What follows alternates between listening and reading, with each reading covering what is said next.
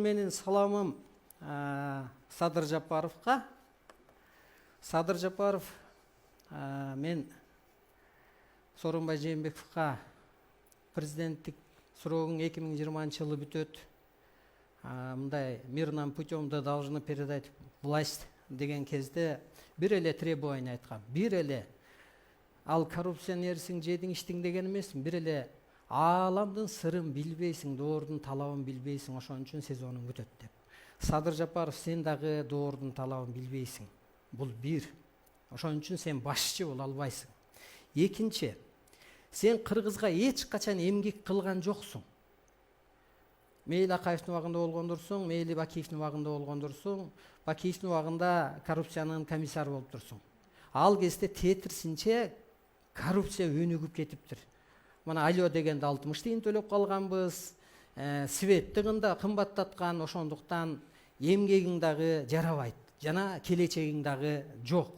Муну эми түз айтканга менин шартым бар. Сен бүгүнкү күндө мынтип айтып атасың. Кыргыз эли мени король кылып койгулачы деп атасың. Же болбосо по твоим понятиям, по твоим языком я тебе скажу, ты просишь короновали, чтоб тебя вором в законе. Когда коронуют воры в законе, есть какой-то критерий, а у тебя нет критерия, чтобы властвовать кыргызом. Сен түбөлүк эмес, күнүмдүк президент боло албайсың. Сиз кайрылууңузду аягында жасабайсызбы? Азыр сурооңузду берсеңиз.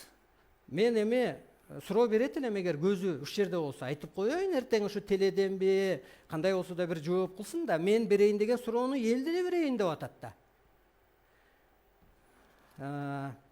Жана сага караганда генералдардын койгон укугу бар. А сен осужденный адамсың. Сен Кыргыз элине жакшылык алып келген жоксуң. Сен 3 жолу бийликти басып алам деп чүрөктөй чыркыраган тегерегиңдеги жакшы балдар камалып кетти. Сен көп адамга карыздарсың.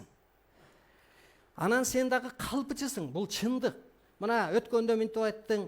Мени тарапташтарым өлтүрүп кетем деп атат, тиги деп мен алар токтото албайм деп. А кийин чыкты, ал Айгүл Аяшым экен. Аккаунт дегенби, фейк дегенди ачып коюп, угрожайт этип. Кыргыз сенден коркпойт. Кыргыз чындыктан гана коркот. Урматтуу кыргыз журтум, ошонун аркасынан чуркап жүргөн силерге мен күлкүм да келет. Таң калам. Калыс адамды касиет жылуулойт, ошон үчүн чындык үчүн жашаңыздар кыргыздар, кырсыктап кетесиңер.